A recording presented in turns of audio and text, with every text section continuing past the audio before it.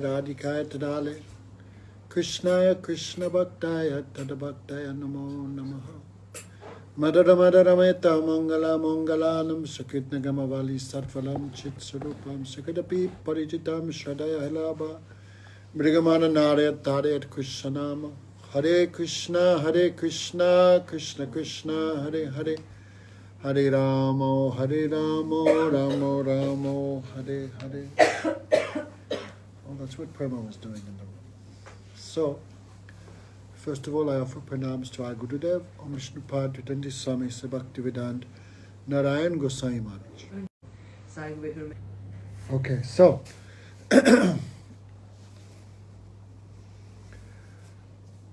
the unbreakable laws of material nature, that is karma. Karma, doğanın üstesinden gelinemez kanunlarıdır, kurallarıdır. Kırılamaz. Every action has a reaction. Bütün hareketlerin, etkilerin tepkileri vardır. Right? We cannot be too much worried about our family. Kendi ailemiz... We are worried about our family's reaction, but we should be more worried about the karmic reaction of our activities. Biz ailemizin bize gösterecek tepkilerinden dolayı endişelenmemeli. Biz kendi karmalarımızdan dolayı endişelenmeyiz. Biz kendimiz ne yapıyoruz, ne tür eylemler. Sometimes to please someone we may do some wrong activity. İşte birini hoşnut etmeye çalışırken yanlış eylemler yapabiliriz. But who will suffer the result? We will suffer. Ki kim acı çekecek bunun sonucunda? Biz acı çekeceğiz sonuçta. There's a story. Bir hikaye var diyor. Many years ago was one pilgrim. He wanted to visit Jagannath Puri at the time of Ratha Yatra. Birçok seneler önce bir hacca giden biri varmış ve Jagannath Puri'ye gitmiş. Ratha Yatra oluyor her sene Jagannath Puri'de. Oraya gitmiş Ratha'ya. The biggest religious festival in the world. Dünyadaki en büyük kutsama, dinsel kutsamaymış bu. Every year. Kutlamaymış her sene. For millions of years. Milyonlarca yıl bu şekilde Ratha Yatra her sene kutlanıyor. Jagannath is one name of Krishna. Jagannath, Krishna'nın isimlerinden bir tanesi. Lord Jagannath. Lord of the universe. Ne demek bu? Evrenin tanrısı demek. I think last year 16 million people visited this festival. 16, geçen sene 16 milyon kişi bu Jagannath Puri'ye gitmiş Lord Jagannath'ı görmeye, hacca. Whole city named after Krishna. İşte bütün, whole city revolves around the temple. Whole işte city. bütün bu Jagannath Puri, yani bu şehir bu tapınağın etrafında döner. Yani her şey o tapınak için yapılır bu şehirde. If you live in Istanbul, little difficult to practice bhakti yoga. Eğer İstanbul'da yaşıyorsanız bhakti yogayı uygulamak zordur burada. Because everyone here is unfavorable. Çünkü burada herkes zıttır, yani zıttır bu bhaktiye. No one will say Hare Krishna here. Destekleyici değildir insanlar burada. Çünkü kimse Hare Krishna'yı söylemek istemiyor burada. But in these holy places, everyone says Hare Krishna. Fakat kutsal yerlerde, işte Vrindavan gibi, Jagannath Puri gibi, herkes orada Hare Krishna'yı zikrediyor. Everywhere. Krishna'nın ismini her Jagannath hardware. Ve orada işte Jagannath şeyi gibi yazıyor, hardware. Yani Jagannath ne denir hardware? Krishna. Donanımı. Krishna sweets. Veya Krishna tatlıları, Krishna tatlıcısı. And everyone called Govinda, Madan Mohan, Gopal, herkes Shamsundar. isimleri çocuklara Radharani, Gopal, Lakshmi, Prema. Radharani, Lakshmi, Prema. Bu isimleri çocuklarına veriyorlar ve bu isimleri hep tekrarlıyorlar insanlar. You cannot forget Krishna. Ve bu şekilde Krishna'yı unutmuyorlar. So one Brahman wanted to visit this festival. İşte o Brahman bu festivali ziyaret etmek istedi, bu Jagannath Puri'de, Jagannath Festivali. That time no train, no plane, have to walk. O zaman işte otobüs yoktu, uçak yoktu, yürümek gerekiyordu oraya gitmek için Jagannath Puri'ye. So as he was walking, then night time came. So one man, please you stay the night in my house. İşte yürürken gece oldu tabii, gece bastı. O sırada bir adam geldi, çıktı işte, dedi gel benim evimde konakla bu gece.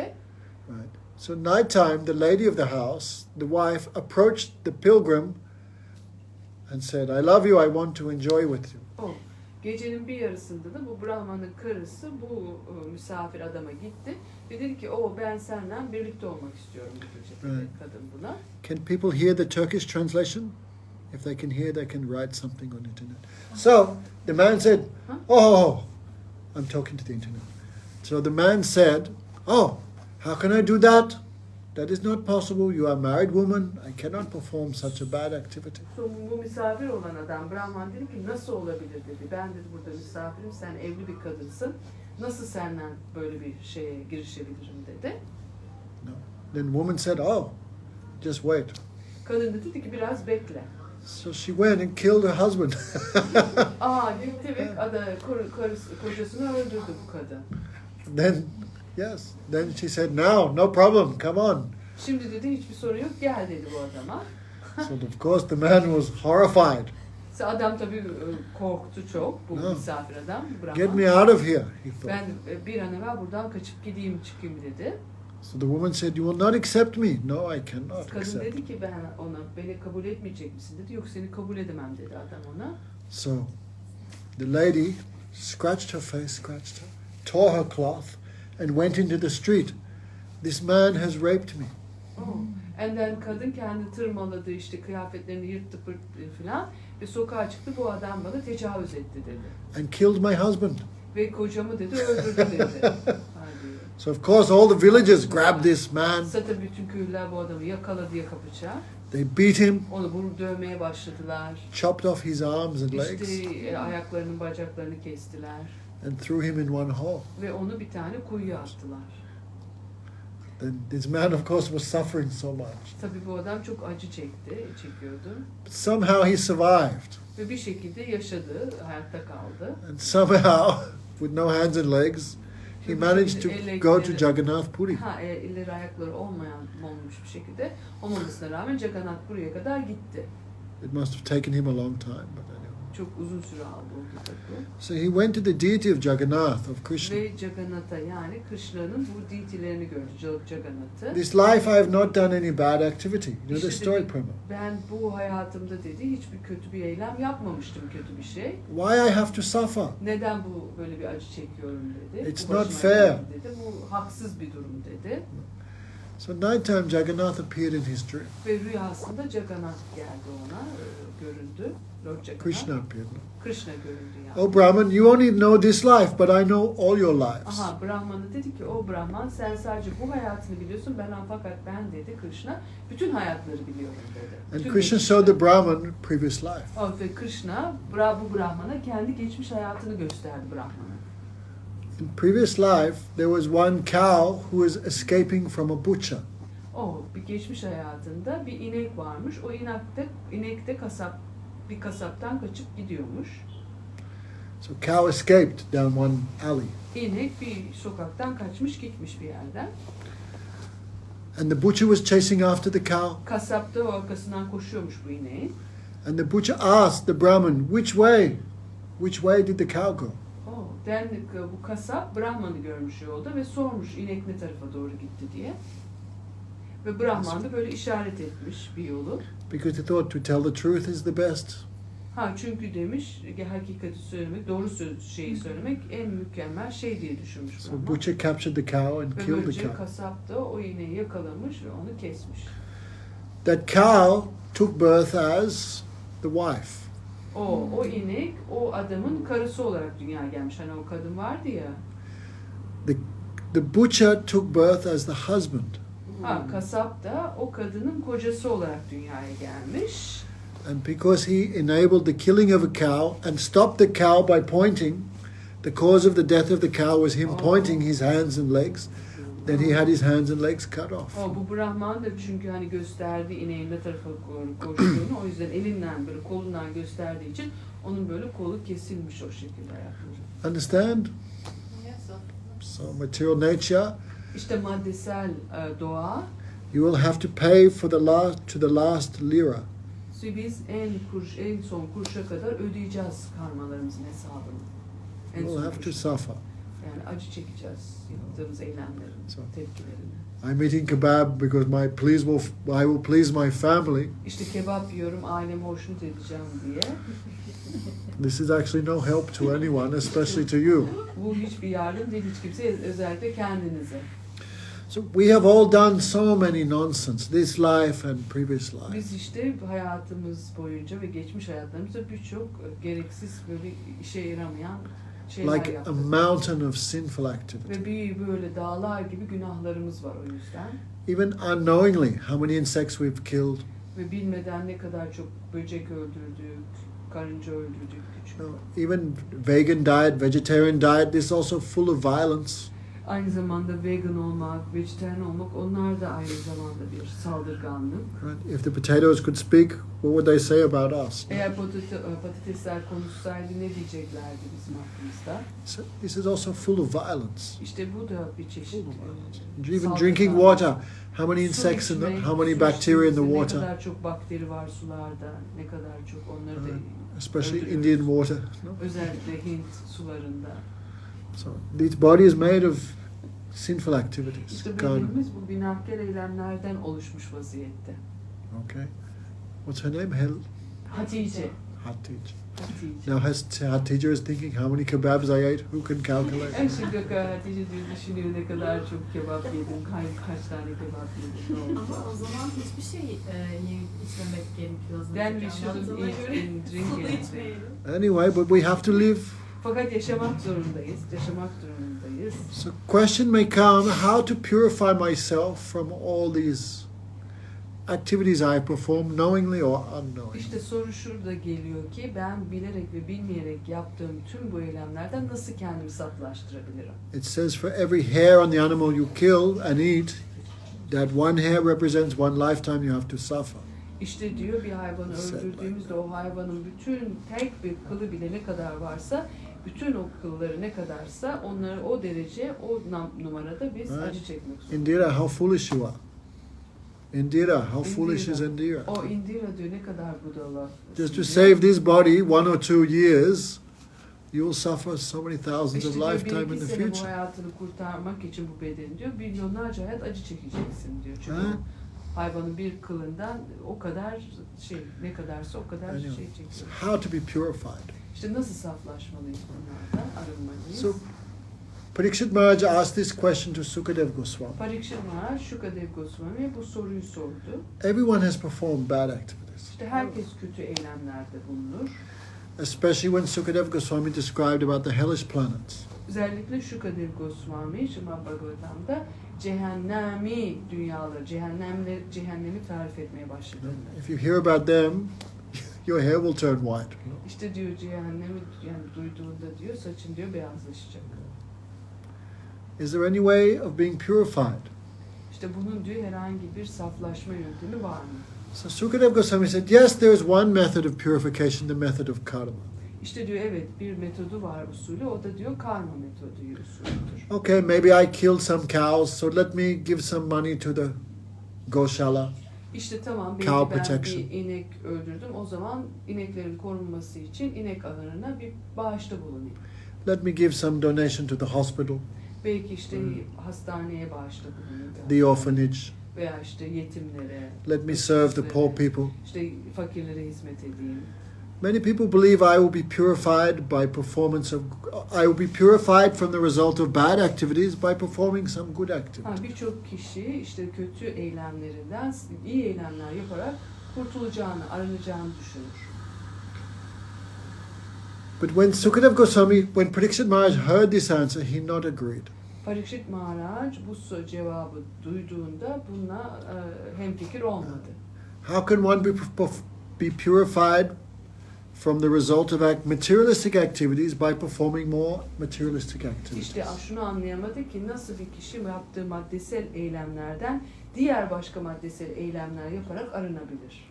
Because every action has a reaction. Çünkü bütün eylemlerin tepkileri vardır. Etki ve tepkisi. These are like links in a chain. İşte aynı bir zincirde birbirine bağlanması gibi halkaları. Okay, I give money to the free hospital, Tamam ben bedava bir hastaneye para verdim, bağışta bulundum. but in the free hospital they serve chicken soup to the Fakat patients. işte bu bedava o hastanede de tutup tavuk çorbası veriyorlar herkese. All the medicines they test on the animals. İşte bütün bu ilaçları da hayvanlar üzerinde test ediyorlar.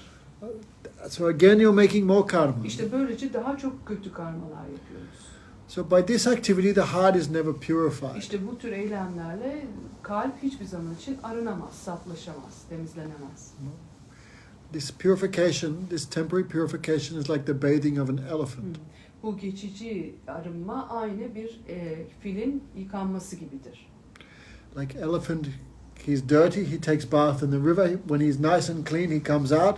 But what's the first thing he does? Again, he rolls in the dirt. İşte fil kirlendiğinde ne yapar? Gider bir nehire girer, kendini temizler. Sonra çıkar, tekrar toprakta ve tozda yuvarlanır. Kendini tekrar kirletir. So he rejected that. İşte bu yüzden Parikshit Maharaj bu sorunun cevabını reddetti. Then Sukadeva Goswami said, one can be purified by gyan, knowledge. Onun üzerine Shukadev Goswami dedi ki bir kişi gyan yani bilgi yogasıyla saflaşabilir dedi. And what are the limbs of gyan? Ve gyanın dalları nedir? Speaking truth, İşte doğru sözlü olmak, sat, brahmacharya, celibacy, bekaret hayatını izlemek, controlling the mind and senses. duyularımızı ve zihnimizi kontrol etmek. No. By all these gyan anga, limbs of gyan, one is purified. İşte bu gyan yani bilgi yogasıyla kişiler bunların dallarına kendini saflaştırır. Just like if there's a forest of grass İşte diyelim ki bir or bamboo. bambu, şeker kamışı ormanı var The diyelim. knowledge is Bambudan. like fire. İşte bilgi de aynı bir ateş, bir yangın gibidir.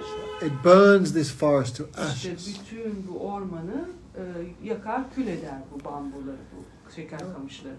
Like the Sufis, İşte Sufiler gibi, Buddhists, Budistler gibi, the yogis. yogiler gibi. More or less we can say they all follow the process of gyan. İşte aşağı yukarı diyebiliriz ki hepsi bu gyan yolunu izliyorlar, bu bilgi yogası. But still the heart is not purified even by this. Fakat hala kalpler bu yogayı izleyerek saflaşmıyor. temizlenmiyor. Externally, one may be desisting from sinful activities. Belki işte dışsal olarak görüyoruz ki insanlar belki günahsal eylemler, aktiviteler yapmıyor bu şekilde. But desire is still there. Fakat arzu hala kalpte mevcut. Like you burn the bamboo forest, but when the rain comes, again it comes. Diyelim ki şeker kamışı ormanını yaktık fakat yağmur tekrar geldiğinden o köklerden tekrar çıkıyor Okay. o kamışlar.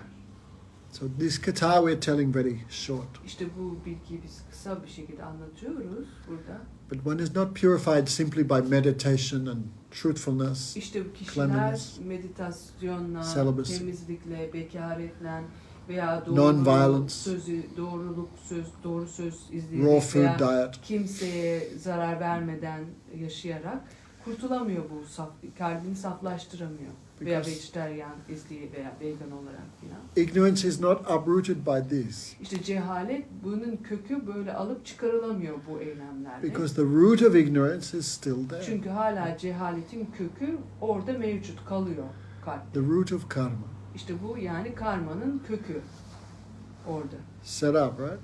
Sebep. Why the soul came to this world? Neden ruhlar bu dünyaya Material geldi? world. Bu madde alemine yani. What is the cause of ignorance?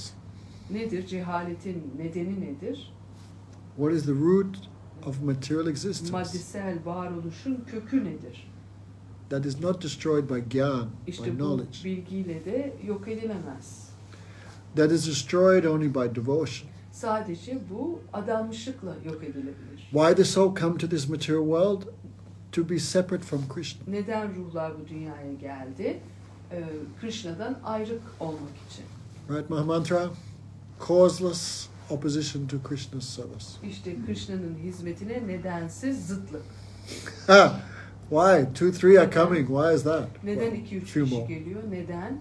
Why people have no interest? Neden insanlar ilgilenmiyor bu tür bilgilerle bulunan? Aversion to Krishna. Neden Krishna'dan yüz çevirdikleri? Why should I serve when I can be the enjoyer? Neden ben zevkini çıkaran, hazır çıkaran olacakken tutup da hizmet edeyim Tanrı'ya? Right? Why should I be vegetarian when I can avoid this and keep eating chicken? And Neden vejetaryen olayım? Bundan uzak durup da işte tavuk, et yemek varken. so, this ignorance is destroyed only by devotion, İşte bu cehalet bir tek adanmışlıkla yok edilebilir. pure devotion. pure devotion, yani saf adanmışlık, Perfect vaktiyle, devotion. mükemmel adanmışlıkla. But if one cannot achieve the platform of perfect devotion, what happens? Eğer bir kişi bu mükemmel bhakti, adanmışlığı yapamazsa ne olur? Still, even a shadow of devotion is enough to destroy ignorance from the root. Hala diyor bu bhaktinin yani adanmışlığın gölgesi bile diyor cehaleti kökten yok etme gücüne sahip. Kechit kuvilya bhakta. Vasudev parayana. Even a shadow of devotion is enough. İşte diyor adanmışlığın gölgesi bile yeterli diyor. Like now is dark. Şimdi karanlık şu anda. So, Karanlık. in Istanbul, the sun rises 8 o'clock, right? İstanbul'da 8'de çıkıyor doğuyor güneş. Right? Hope Nanda Sutra is already awake by that time. Uyanık mısın o zamana kadar? So, 8 o'clock sun rises. We can see the sun at 8 o'clock. 8'de güneşi görebiliyoruz. Güneş doğuyor. But even 7:15, you look in the eastern direction, some light is coming. 7:15'te baktığımızda doğuya doğru bir ışık görebiliyoruz, aydınlanma. 7:30, you can see everything. 7:30'da her şeyi görmeye başlıyoruz. But sun has not risen yet. Fakat güneş hala doğmadı, görünmedi ufukta. So even before perfect devotion awakens in the heart, even a shadow of devotion is enough to purify the heart, So bu şekilde destroy ignorance. mükemmel adanmışlık belirmeden önce onun gölgesi bile kalpteki bu cehaleti söküp çıkarır. Sultan is watching, Sultan, but she not came. what's she doing? What is she doing? Ask her what she's doing. Sultan, what are you doing? Sultan, ne yapıyorsun? Niye gelmedin, ha? 1 year she's writing to me, but not came. But he is not in Islam. No excuse. So, Araban gibi. No excuse. what is the proof that Bunun even da şeyi ne? even a İspatı. shadow of devotion can purify us? İşte diyor bunun ispatı ne ki even Bhakti'nin gölgesi bile bizi The saflaştırıyor. proof is the life of Ajamil. İşte Ajamil'in hayatı diyor. Remember the drama? I spoke about Ajamil today. This drama we did it in Brindavan Vrindavan'da 2-3 weeks ago. işte Kartik ayında yaptık bu 2-3 hafta önce bu dramayı. Ajamil was born in a very Brahminical family. İşte Ajamil bir Brahman ailede dünyaya gelmişti, bir Brahman olarak. Brahman means they don't work. Brahman demek onlar çalışmazlar. They maintain their life by worshipping the Lord. İşte Tanrı'ya ibadet ederek hayatlarını idame ettirirler. Teaching, Öğretirler bu bilgileri, Tanrı bilgisini. giving charity. O hibeler verirler. People maintain them because of their knowledge. İşte insanlar And good onlara character. bakarlar çünkü onların bu özelliklerin, niteliklerinden good karakterle, iyi karakterlerinden So dolayı. Ajamil was born in very good family. İşte Ajamil böyle iyi bir Brahman ailesinde dünyaya gelmişti. His character was also excellent. Onun karakteri de çok mükemmeldi. He never lied or cheated. Hiç kimseyi kandırmadı, hiç yalan söylemedi. He was always respectful, Herkese saygılıydı her zaman. serving the elders, Yaşlılara hizmet ediyordu. studying the scriptures. Kutsal kitapları çalışıyordu. In many ways, he was an ideal person. İşte böylece birçok şekilde, birçok bakımdan ideal bir kişiydi. He was free from greed and lust. İşte bu şehvetten, Envy. kıskançlıktan falan muaftı. But one day, what happened? Fakat bir gün ne oldu? He went to the forest to collect some wood, some firewood. Ormana bir işte odun toplamaya gitti ateş için. And in the forest, he saw one prostitute. Ve Low class lady. ormanda çok işte aşağı bir kadın gördü, hayat kadını yani. She was drunk, Ve bu kadın sarhoştu and she was with one customer. ve bir tane müşterisiyle birlikteydi. She was also ormanda. drunk. O adam da sarhoştu. And they were doing their rubbish in the forest. İşte bu şekilde birlikte ormanda birbirinin zevkini çıkarıyorlardı. Ajamil turned away. No. Ajamil kafasını çevirdi. He closed his eyes. Gözlerini kapadı. But lust is so powerful, no? Fakat Lust. şehvet o kadar güçlü ki insanın içinde. He looked again and again. Tekrar tekrar baktı. Bir öyle baktı, bir böyle baktı. He went home, Eve geri döndü. but again and again he remembered that woman. Fakat tekrar tekrar o kadını hatırladı. because he had never seen like this before. Çünkü hiçbir zaman daha önce görmemişti böyle bir şey So hayatında. very strong impact was in the mind. Böylece yani zihninde çok büyük bir iz oluştu. He tried to forget. Unutmaya çalıştı o sahneyi. He tried to remember the instructions of the scriptures. Yani kutsal kitapların talimatlarını hatırlamaya çalıştı. Right? Krishna says from not controlling the senses comes, what is it? What's first? Anger. Comes attachment.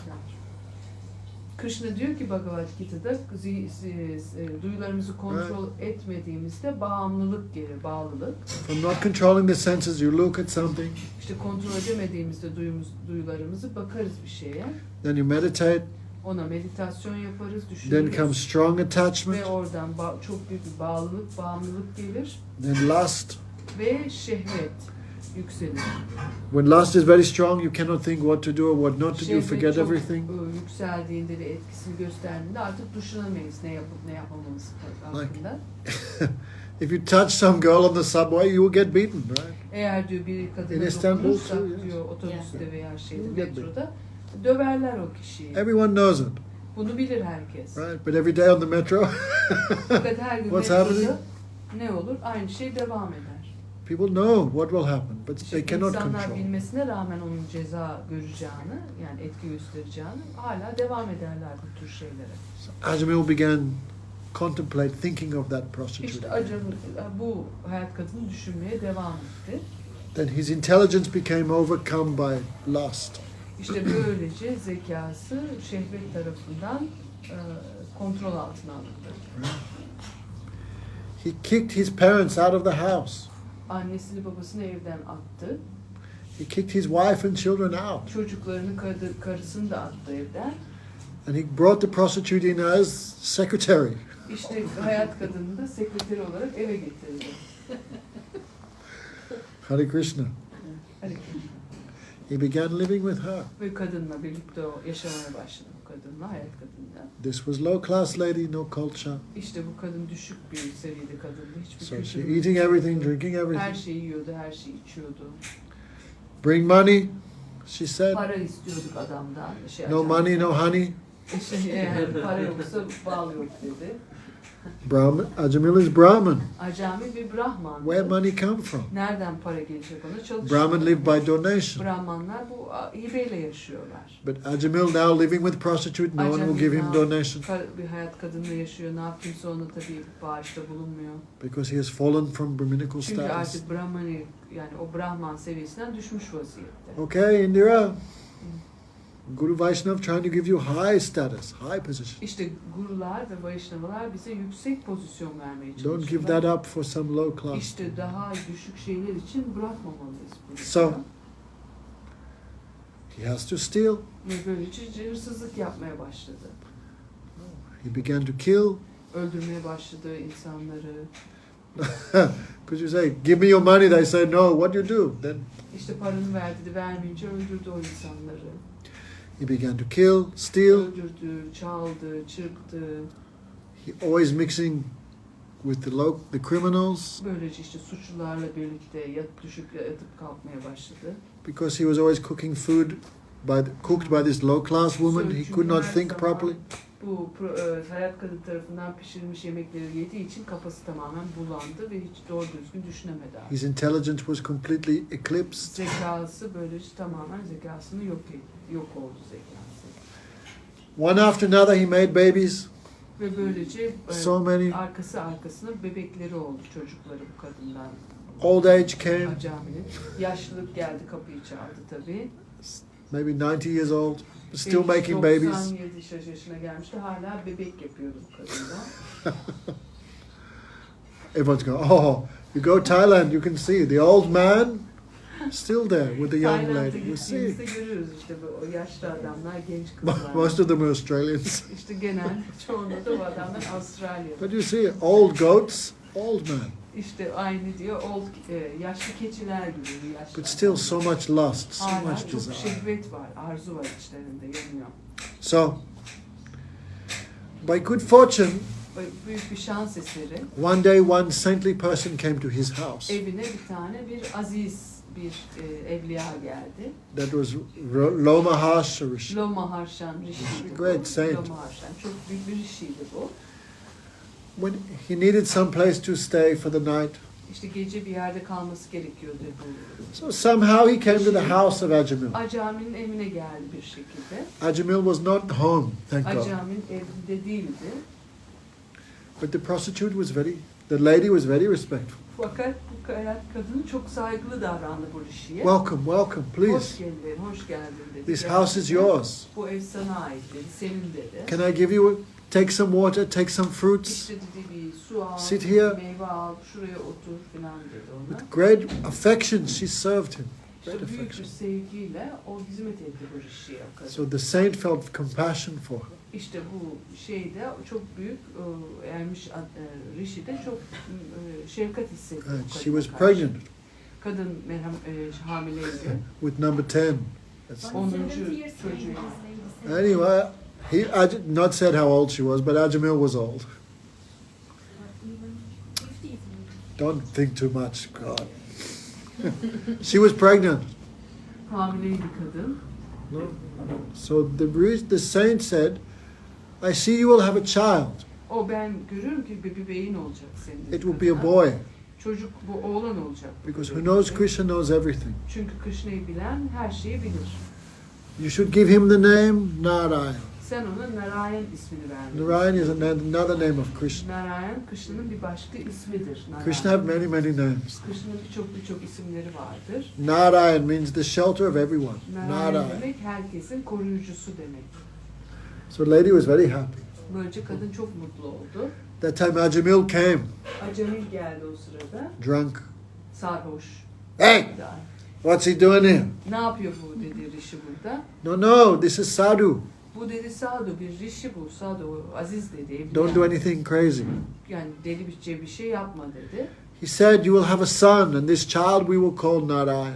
İşte dedi sen bir çocuğun olacak, onun ismini Narayan koyalım dedi. Ajamil many years not heard the name of God. Acamil çok seneler Tanrı'nın ismini duymamıştı bile senelerdir. What? Ne dedi? Narayan. Narayan. Huh? What? Ne? Ne? Ne? Narayan. Narayan. Narayan. Narayan. Again and again the saint chanted the name Narayan. Narayan. Tekrar bu Narayan. ermiş Narayan diye ismi zikrediyor. He left before the drama, right? Sen dramadan önce Yok Önce gitti. Evet. Forcu drama. Çok güzel bir şey. Again and again he heard the holy name from the mouth of the devotee. Böylece tekrar bu adammıştan ağzından bu kutsal ismi duydu.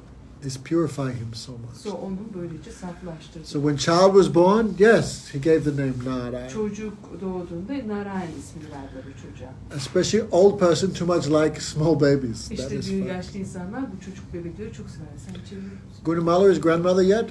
Gunamalı diyor sen şey misin? She's thinking when that day will be mine. Çıbıl transfer. Okay. So especially old person too much like babies. Yaşlı insanlar bebekleri çok severler. So Ajamil was always playing with the child. Ajamil her zaman bu bebekle, çocukla oynuyordu. Thus he was always chanting Narayan. Narayan, come here. Narayan, eat. Narayan, sit here. Narayan, Narayan. Constantly day and night. Sürekli Narayan'ın ismini söylüyordu. Narayan buraya gel, Narayan otur, Narayan yemek ye. Sürekli chant ediyordu Narayan ismini. Right? Ajamil forgot about death. Ajamil ölümü unutmuştu. But death never forgets about us. Ama ölüm hiçbir zaman bizi unutmaz. So he died. Öldü. Then at the time of death, sinful persons are taken to hell. Ölüm anında günahkar insanlar cehenneme giderler. But we do not believe hell is eternal. Biz cehennemin olmadığına inanırız. Right? How many kebabs you ate, you go there for that long, not more. Sen ne kadar kebap yediysen o kadar uzunlukta cehenneme gidersin. Daha fazla değil. So not eternal. Yani sonsuza kadar olmaz cehennem. For some temporary activity, you have to go eternally to hell. Not possible. Dönemsel olarak yani geçici bir sürede yaptığın bir şey için sonsuza kadar cehennemde kalmazsın. Bu mümkün değildir. Bhaktivinoda Thakur says, Bunu Bhaktivinoda Thakur söylüyor. if this is our first life, Eğer bu bizim ilk hayatımız olsa, according to Islam, Christianity, Müslümanlığa göre veya Hristiyanlığa göre this is our first life, bu bizim ilk hayatımız. then why one child is born in a very sinful family, Neden bir çocuk çok günahkar bir ailede doğuyor? and another child is born in a very religious family? Diğer bir çocuk da çok dindar bir ailede doğuyor. The child in the bad family learns to drink and swear and kebab from birth. Kötü ailede doğan içki içmeyi, kebap yemeyi öğreniyor çocukluğundan itibaren. Because of association. Birlikteliği sebebiyle, birlikte oldukları yüzünden. Then he goes to hell forever. Ve böylece sonsuza kadar cehenneme gidiyor. And another child from birth learns all religious activities, proper behavior. Öbür çocuk doğumu sebebiyle dini uğraşlarla uğraşıyor, düzgün işlerle, düzgün şeyler yapıyor. Then he goes to heaven eternally. Can we believe that? Sonsuza kadar cennete gidiyor. Buna inanabilir miyiz? This is not fair. Bu adil değil. So we not accept all these things. Bu yüzden biz bunları kabul etmiyoruz. So if one is very bad, then he goes to hell. Eğer bir kişi çok kötüyse cehenneme gider. So in charge of hell, his name is Yamaraj. Cehennemin sorumlusunun ismi Yamaraj. All ancient religions believe in Yamaraj. All. Bütün eski uygarlıklar Yamaraj'a inanırlar. Right? Hepsi. The Greeks, the Romans, Yunanlılar, Romalılar, Aztecs, Aztekler. everyone have same philosophy. Herkesin aynı felsefe bilgisi var. The Egyptians, Mısırlılar, the Hindus, Hintliler, Chinese, Çinliler. exactly the same. All Tamamen this. aynıdır bu. Tamamen aynı düşünceye sahiptir. Yamaraj, you have to cross the river, Styx, and you go to the hell. Nehri geçer bir sopasıyla ve seni alır cehenneme götürür. All religion is saying the same. Hepsi aynı şeye inanır. But if you're very bad, Yamaraj not come personally. Eğer çok kötüysen Yamaraj şahsen de gelmez. He sends his messengers. Mesela elçilerini gönderir. So, three very horrible persons came to take Ajamila. Çok korkunç 3 tane kişi geldi Ajamila almak için.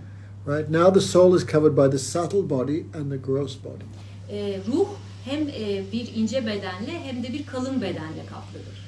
Right? What's her name again? I forget. Hem İsmi neydi? Headland. Hatice. Tije. Hatice. Hatice. I can remember that. Like a peanut. Peanut. Peanut is covered by two I'm covers. sorry. Sanki bir fıstık gibi. Fıstık da Antep fıstığı hani bir kabukla kaplıdır ya. The gross body and the subtle body. Büyük kabuk sert bir beden ve ince bir beden. At the time of death, the soul covered by the mind, that is taken and given its next body.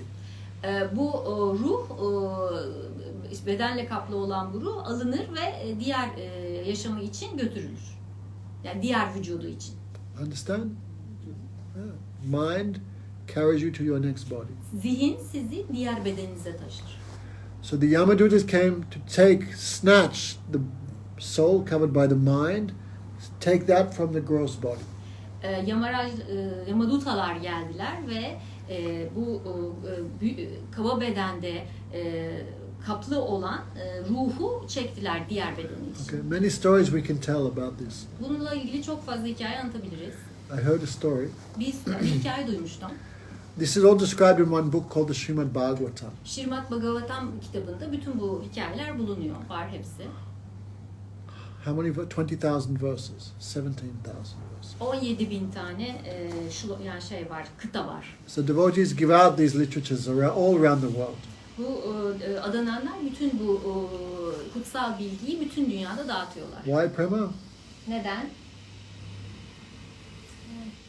To give people knowledge about the goal of life. Hayatın amacıyla ilgili olarak insanlara bilgi vermek için. So in America, one devotee was distributing in the airport Amerika'da da bir adanan havaalanında dağıtıyordu books. kitapları. And there was one businessman. Bir tane iş adamı geldi. He was he was like laughing, this is stupid. Bu çok aptalca diye gülmeye başladı. The devotee had this section which is 6 canto. Adanan bu bölümden bahsetti 6. kantoda. And he was showing them the pictures. Ve resimleri göstermeye başladı. There's one pictures of the Yamadutas taking Ajamil's soul. Bir tane resim vardı. Yamadutalar Ajamil'in ruhunu alıyorlardı. So when this businessman saw that photo, he became so afraid, he passed stool in his pants in the airport. İş adamı bu resmi görünce o kadar çok korktu ki iş So much fear. kıyafetinde korkudan altına kaçırdı iş kıyafetinin içinde. The devotee was shocked. What happened? Adana şoka girdi ne oluyor diye. Okay, he probably went and took shower and everything. Sonra tabii duş almıştır.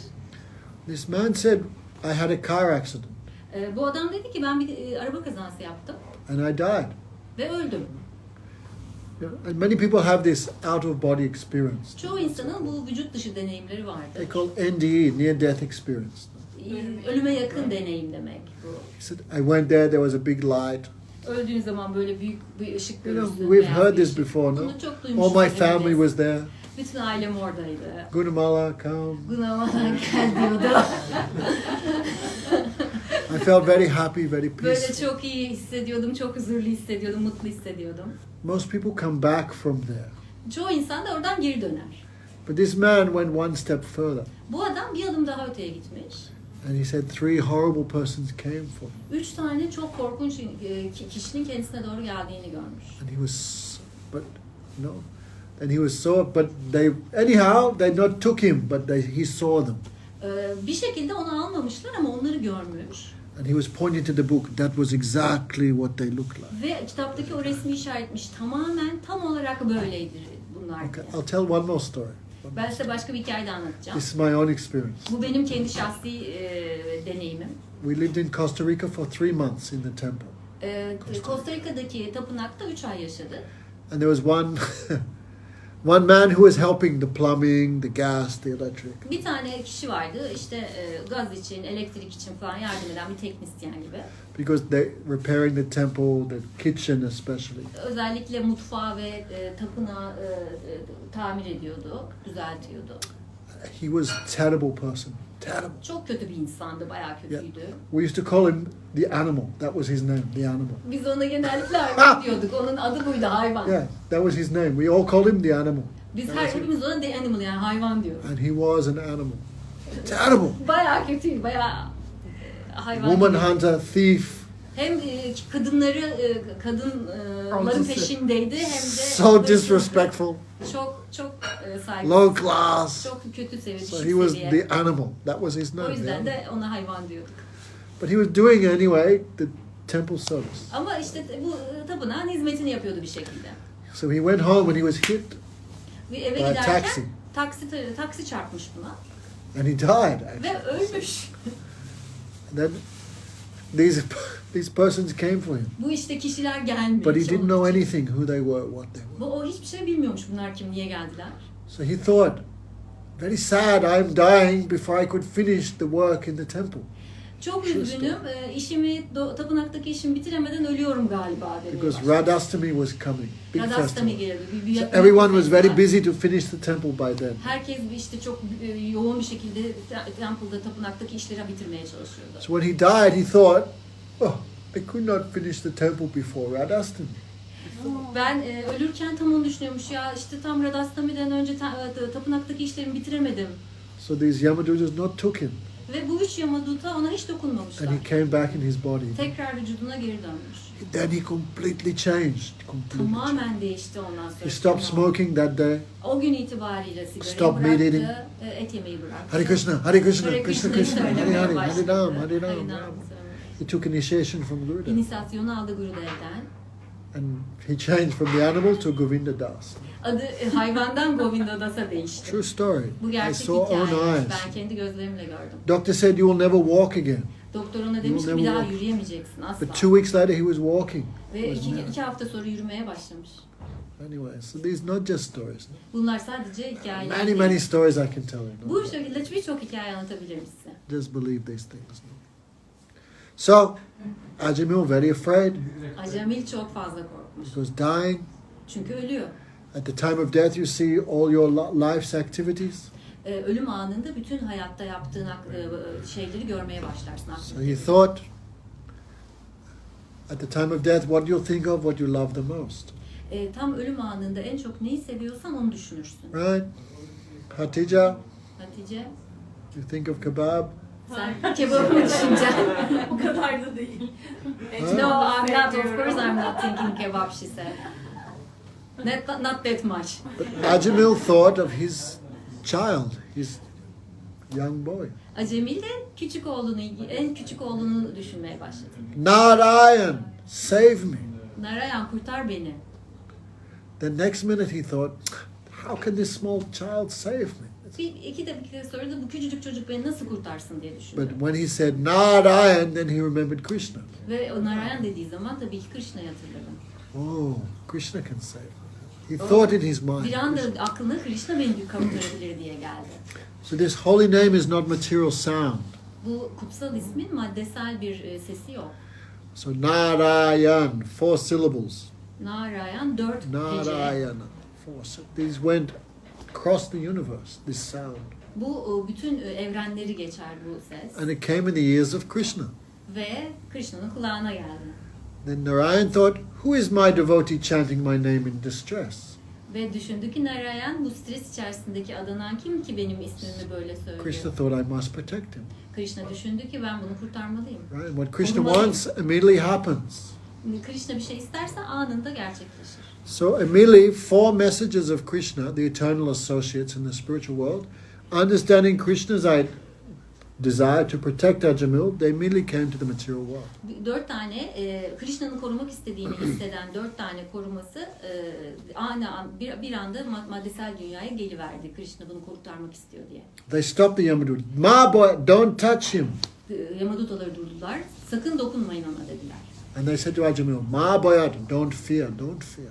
Ve dediler ki Ajamil'e sakın korkma, sakın korkma. Then the messages of death became shocked.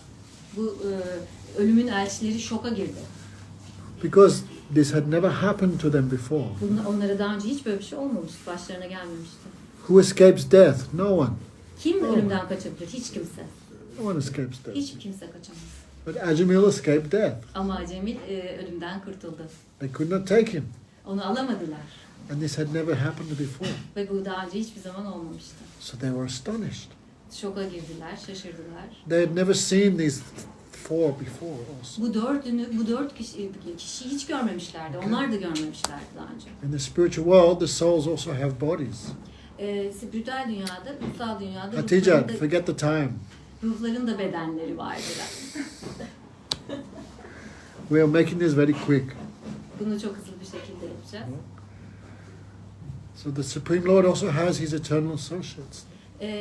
Yüce Tanrı'nın da onun sonsuz birliktelikleri vardır yanında. So attractive, like Krishna. No?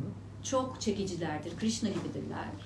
So they had never seen them before. Who are these guys? Onlar daha önce bunları görmüştü.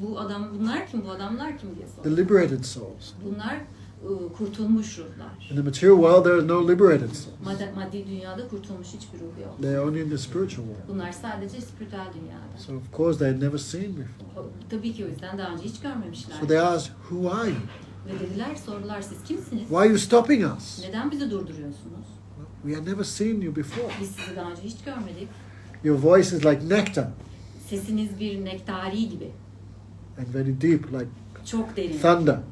Bir Very- gök gürültüsü gibi, şimşek Your gibi. eyes are like lotus. Gözleriniz lotus çiçeği They're gibi. wearing yellow cloth. Sarı kıyafetler Your giymişler. cloth look like gold. Kıyafetleriniz altına benziyor. You're very handsome. Ve çok yakışıklısınız. And then in the higher planets are many different species Yüksek gezegenlerde çok farklı çeşitli we canlılar have not vardır. seen. Bir görmediğimiz. So they asked, are you the Gandharvas? Are you the Siddhas? Are you the Charvas? Gandharva mısınız, Aşarva mısınız? We never seen before. Sizi daha önce hiç görmedik. And number 2, why are you stopping us? Neden? İkinci olarak niye bizi durduruyorsunuz? We are the messages of death. Biz ölümün elçileriyiz. So this is our job. Bu bizim işimiz. No. Why are you stopping us performing our dharma? Neden bizim dharmamızı yapmamıza engel oluyorsunuz? And hearing this, the messages of Krishna smiled. Bunları duyunca Krishna'nın elçileri gülümsedi. Oh, you are talking about dharma, Aa dediler, dharmadan mı bahsediyorsun? religion. Dinden mi bahsediyorsun? Tell us, what is dharma? Söyleyin bakalım, dharma nedir? We want to hear from you. Biz sizden duymak istiyoruz. So anyway, big conversation was that. Burada çok büyük bir konuşma geçti. Set up, if you get a chance, you can read. Beautiful conversation. Bayağı güzel bir konuşma geçti aralarında. We have heard, they said, we have heard from the god of death, Yamaraj. He is our guru. We have heard from him. Biz Yamaral, ölüm meleğinden duyduk. O bizim gurumuzdur. Onlardan duyduk. Right? The Ondan Supreme Lord Krishna, Narayan, has spoken the Vedas. Narayan, yani Yüce Tanrı Vedaların içinde konuştu. This is religion. Bu bir din. Who follow that? That is religion, dharma. Bu din, bu dharma, bu izlenmesi gerekir. Who not follow that? That is adharma, irreligion. Bunu izlemeyenler adharma yaparlar, dinsizlik yaparlar. And they told the life of Ajamil. Sorry? And they said Ajamil was born in a good family, Acemil iyi bir ailede doğdu. but he kicked out his wife, Ama karısını attı, abandoned his children, çocuklarını terk etti. threw out his parents, Annesi babasını attı. gave up all his Brahminical activities, Bütün Brahman faaliyetlerinden vazgeçti. lived with a prostitute without Bir marriage, hayat kadınla evlenmeden birlikte oldu. made 10 children, 10 tane çocuk yaptı. cannot count how many people he murdered, Sayamadık kaç tane kişi öldürdüğünü. how many Heinekens he drank, Ne kadar içki içtiğini how bilemiyoruz. many kebabs he had. Kaç tane kebap yediğini bilmiyoruz. No counting. Sayamadık. He never performed any purificatory process. Hiçbir temizleyici süreçten geçmedi. Top to bottom, he is only sinful rascal. En yukarıdan en aşağı kadar tamamen günahkar bir aptaldır. So we are taking him to hell. Ve o yüzden biz onu cehenneme götürüyoruz. Why are you stopping us? Neden bizi durduruyorsunuz? Actually, they give a very, very detailed explanation of material existence. Çok detaylı ve bayağı detaylı maddesel dünya ile ilgili bilgiler verdiler. But time is not here tonight. Bu gece tabii bizim zamanımız yok. So hearing this, the messages of Narayan, the Vishnu dudes, they laughed, they smiled. Bunları duyan Vishnudut'un yani elçileri gülmeye başladılar. How surprising. Ne kadar şaşırtıcı. In a religious assembly, Bir dini toplantıda where there is discussion of religion and irreligion, neydi din olmak ve dinsiz olmak nedir onu tartışıyoruz. what is irreligion you are saying is religion. Sizin dediğiniz dinsizlik dindir. You are giving wrong explanation. Yanlış bir bilgi veriyorsunuz. Ajamil is completely purified.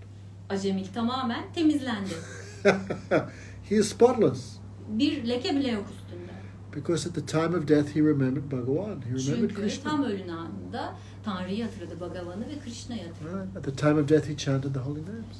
Tam ölüm anında kutsal ismi söyledi chant etti. Like one spark can burn a mountain of grass to ashes.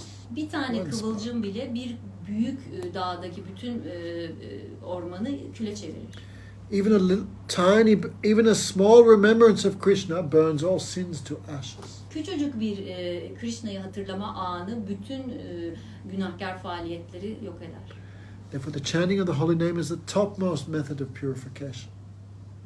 Kutsal ismin chant edilmesi, söylenmesi en üst seviyede temizlenme sürecidir. For a drunkard, Alkolikler için, for a thief, hırsızlar için, for one who kills his mother and father, one who annesini kills his babasını guru, öldüren için, gurusunu öldüren için, one who lies, who gives, yalan söyleyen için, in court who gives false witness. mahkemede yalan tanıklık yapan için.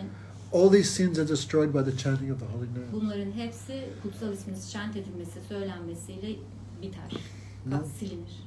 Because they give remembrance of Krishna. Çünkü o sırada Krishna'yı hatırlarsın. Therefore become purified. Böylece temizlenirsin, saflaşırsın.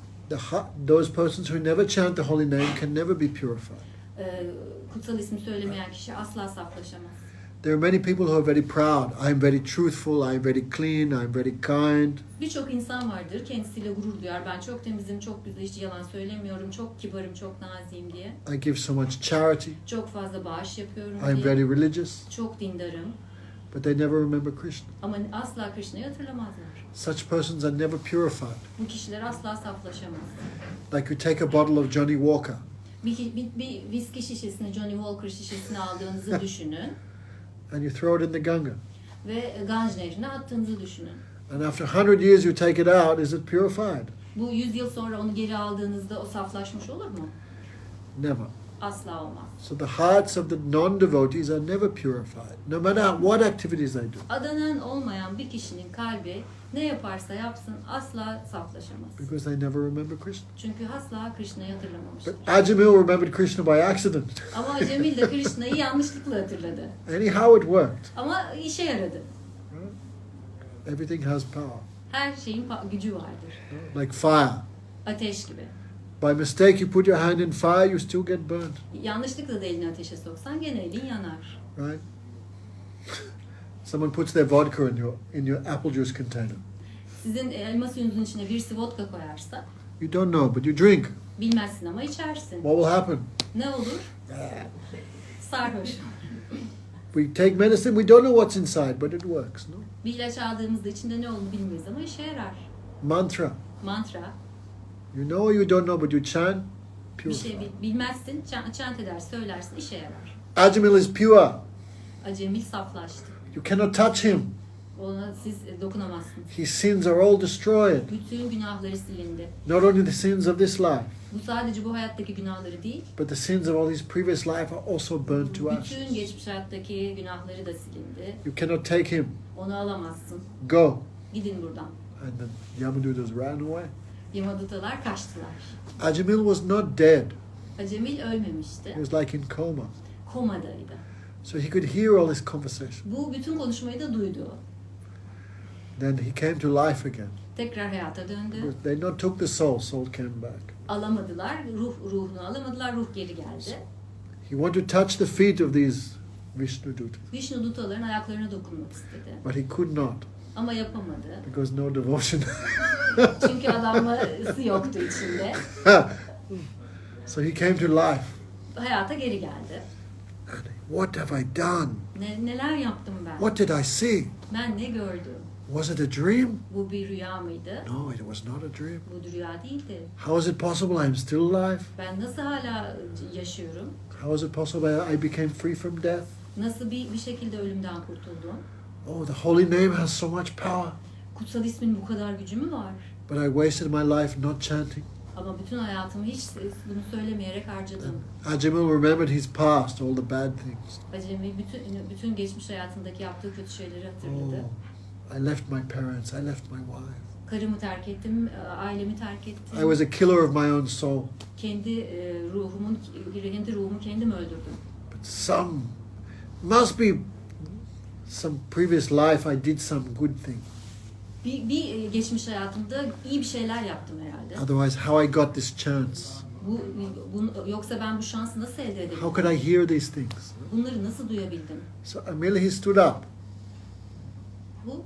Ajamila. Acemi, sorry. Acemi ayağa kalktı. He left the house. Evi terk etti. Ajamila, he left Narayan, he left the prostitute, he left all the kids. Bütün çocukları, işte hayat kadınını, herkesi terk etti. Okay. There's, what's she saying? He's always abandoning everybody. But he gave, therefore the Vedic system, not whole life you give to family and wife and children and kids. Vedik sisteme göre bütün hayatın boyunca karın kocan Right. veya çocuğun olması Not like gerekiyor. Indira. Indira gibi. When children are grown up, then dedicate your full time to spiritual life. Çocuklarınız biraz büyüdüğünde kendinizi spiritüel hayata tamamen adamanız gerekir. Okay. Tamam mı? Chalo. Go Vrindavan. Vrindavan'a gelin. Ajamil left everything Acemil her şeyi terk etti. and went to the holy place, Kutsal. Rishikesh. Rishikesh, kutsal bir yere gitti. Oh, the holy name is so great. O kutsal isim o kadar büyüktü ki.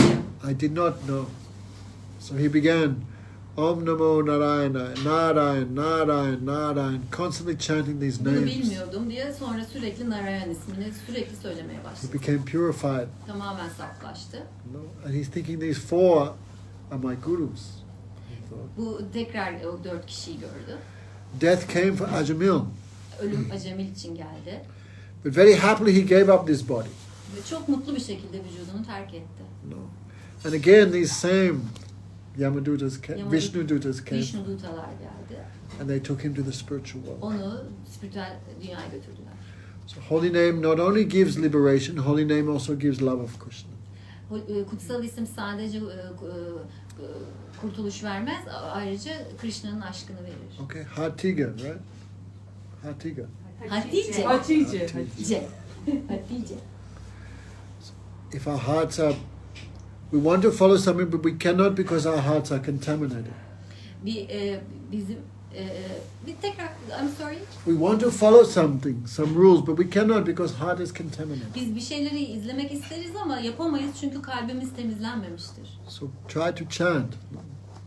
Kutsal ismi söylemeye Hare çalışalım. Krishna, Hare Krishna, Krishna Krishna, Hare Hare, Hare Ram, Ram Ram, Hare Hare. Then what bad desire is in the heart, bad habits, bad tendencies, this will also be destroyed. Kalbimizdeki kötü istekler, kötü arzular bu şekilde gidecekler. Right, Mahamandra? I remember when I first tried chanting, when I went to the first Bhakti Yoga Center, I couldn't even practically pronounce. So demonic he was. That's how simple. I mean, really. Really. Ben ilk geldiğimde That story of Valmiki, you know. He couldn't say Rama, but he was saying Mara, Mara, Mara. Okay, don't tell the whole history. Mara means death, and anyway. So any bad habit we have, that will also be destroyed by the holy name. ne kadar kötü bir alışkanlığımız varsa o da bu kutsal ismi söylemekle yok olacak. So without chanting, one can never be purified. Kutsal ismi söylemeden kişi kesinlikle saflaşamaz. Okay, Sarab? Serap tamam mı? No. But the goal of chanting is not just to become free from material desires and bad habits. Chant etmenin yani kutsal ismi söylemenin amacı sadece materyal dünyadan uzaklaşmak ve kötü alışkanlıklardan kurtulmak değildir. Bruce Melzak, the Muffin Man from Canada, is watching. I just sent him the link. Vyasapad. So everyone, so this story is there to describe the glories of the holy name. Bu hikaye bize kutsal ismin yüceliklerini anlattı. Okay, so all should chant with faith. İnançla kutsal ismi zikredin. Okay, Indira, Tamam mı Indira? come to Vrindavan for 6 months. 6 aylığına Vrindavan'a gel. Come forever. Hatta sonsuza kadar gel. Come for some time. Ben gelirim. Bir zaman için gel. Huh? I can come, it's not problem for Then me. why not come in? Neden gelmiyorsun? I can come, but not. I can come, but never come. No. Ben gelebilirim ama hiç gelmem olmaz. Anyway, Hare Krishna. Hayır açıldı ya. It is newly opened the transport to the foreign countries. Hare Krishna. Airplane has been there for 40 years. Uçaklar 40 yıldır var. Hare Krishna, Hare Krishna, Krishna Krishna, Hare Hare, Hare Rama, Hare Rama, Rama Rama, Hare Hare, Hare Krishna, Hare Krishna, Krishna Krishna, Hare Hare, Hare Rama, Hare Rama, Rama Rama, Hare Krishna, Hare Krishna, Krishna Krishna, Hare Hare, Krishna Hare Krishna, Krishna Krishna, Hare Hare, Hare Rama, Hare Rama, Rama Rama, Hare Hare, Hare Rama, Hare Rama, Rama Rama, Hare Hare, Hare Krishna, Krishna Krishna, Hare Hare, Hare Krishna, Krishna Krishna, Hare Hare, Hare Rama, Rama Rama,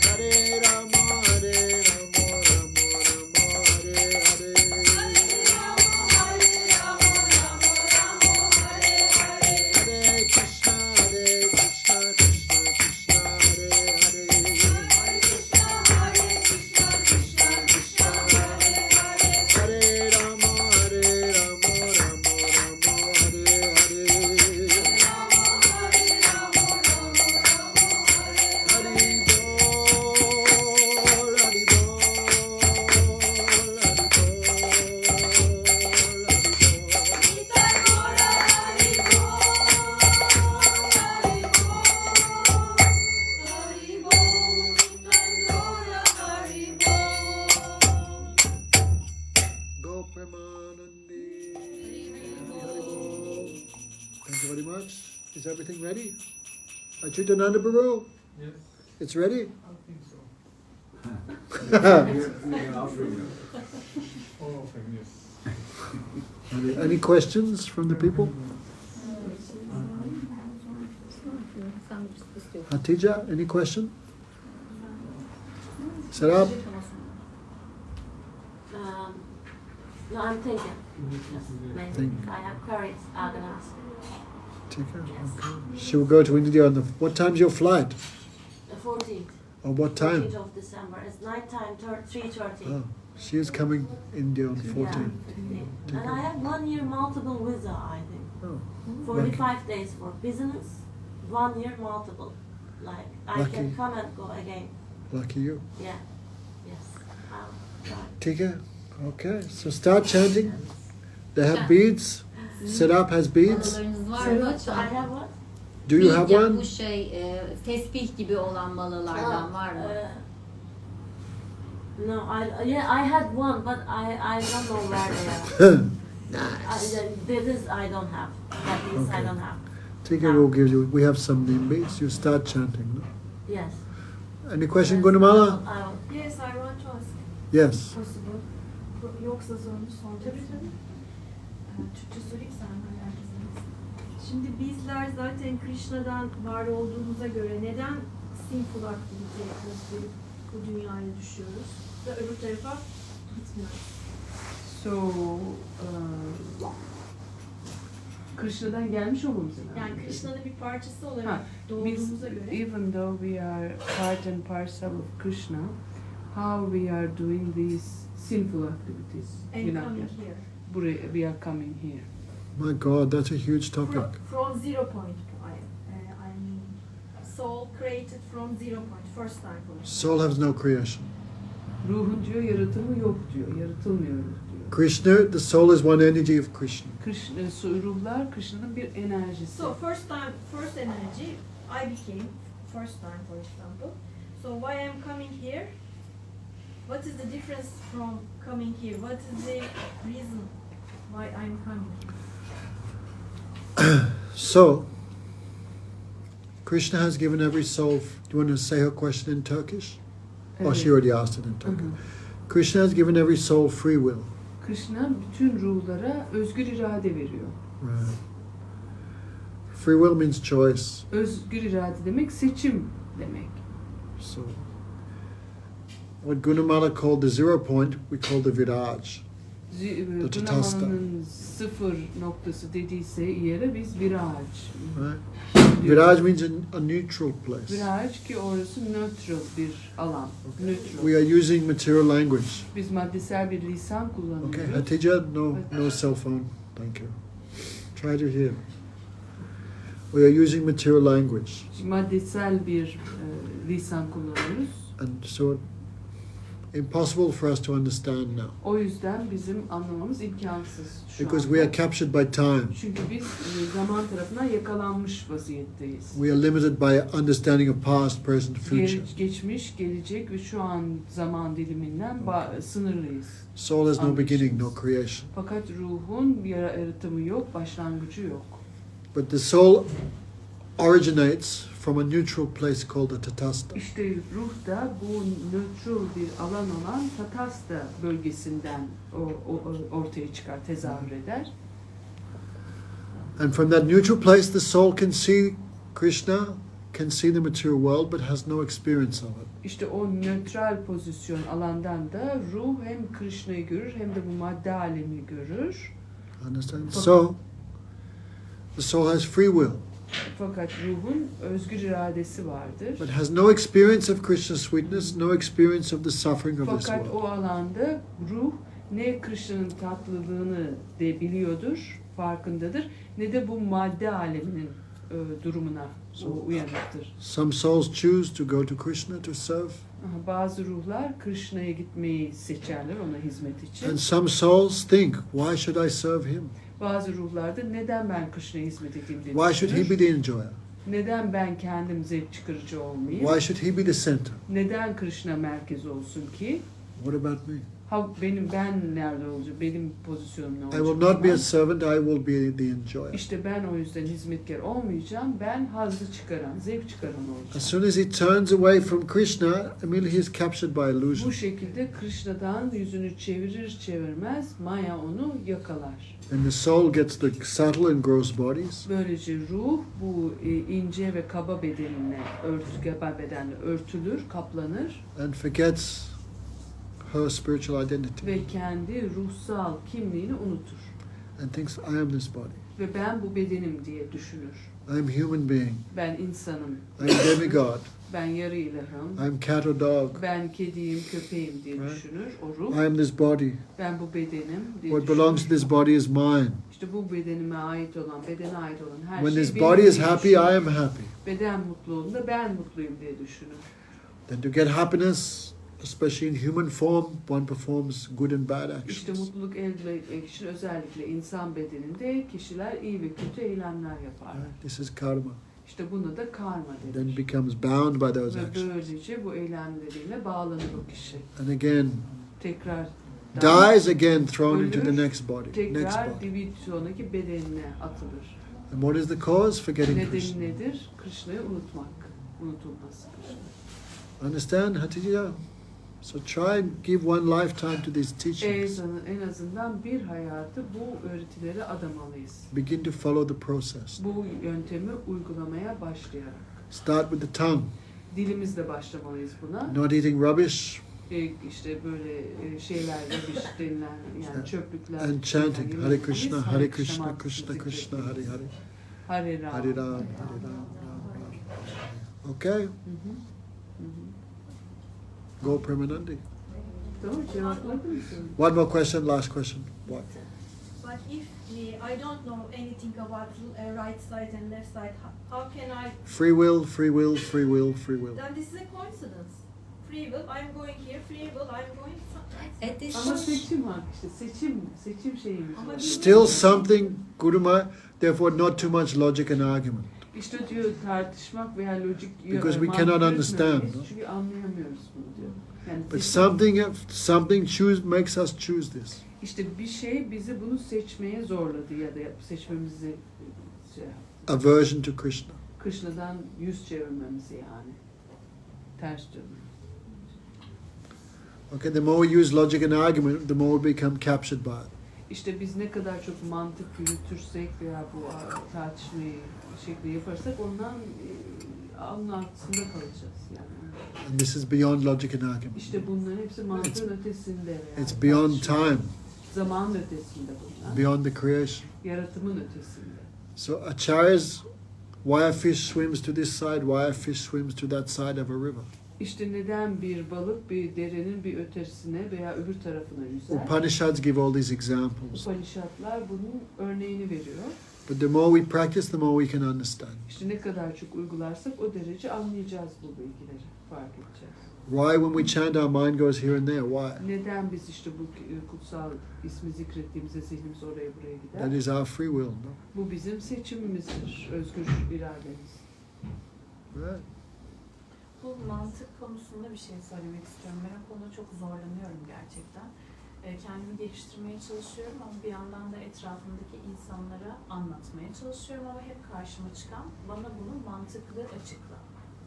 Yani ben de diyorum ki bu mantıkla açıklanabilecek bir şey değil. Lütfen bunu unut.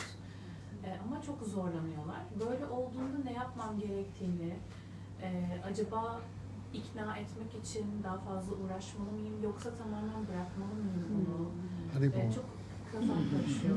İşte when she talks to people, when she explains these things, people say, oh, tell me something logical, like it has to be logical, they want some logic. But then I cannot explain these things by logic, it's not something that can be said. So what should I do? I should stop or I should... Logic have some place, but logic have some limit also. Logiğin de yeri, yani mantığın da bir yeri var ama onun da bir sınırı var. Tarkena pravishtanat in Mahabharata. That's it. Logic cannot establish the absolute truth. İşte diyor mantık mutlak gerçeği yerleştiremez. Because Krishna is beyond logic. Çünkü Krishna bu mantığın ötesindedir. What is impossible, he can do. Olanaksız olan şeyi yapar Krishna. Onun So aklı. beyond logic and argument is faith, Shraddha. No? İşte lojik ve argü yani tartışmanın ve mantığın ötesinde iman. That faith should be İnanç var. that faith should be real transcendental İşte faith. bu inanç, bu iman transandantal olmalıdır. Then it can perceive that which is beyond matter. So böylece maddenin ötesinde olan şeyi algılamaya başlarız. So logic and knowledge, logic and argument have some place. O ki bilginin, mantığın veya tartışmanın da yeri vardır. Right? Like support. İşte destek gibi yani. But that is not everything. Fakat o her şey değildir diyor. Like when you make a building, you use some scaffolding. İşte bir inşaat yaptığımızda bir skeleton, bir şey kullanırız yani bir Scaffolding. scaffolding what is it? You know the side of the building Oh, to yeah, yeah. plaster and paint, and you Yeah. build some scaffolding. İşte İskelet bir şey. Right. The goal of the goal is the building. The goal is not scaffolding. İşte yani diyor amaç diyor o binayı inşa etmektir fakat onun o dış şey neyse İskele. Logic and argument, rules and regulations. These are like. İskele kurarak yaparız diyor. Understand? yani lojik mantıkta da o şekilde. In the beginning, you need some scaffolding, otherwise you cannot build İşte anything. diyor başlangıçta o iskelete sahip ihtiyacımız vardır ama ondan sonra yoktur aslında. Ama Yani. işte bunu anlamayan insanlar için zamanlı değilmiş henüz deyip bırakmam mı? If the people don't understand, then she should say this is not the time and I should No, try to help them understand.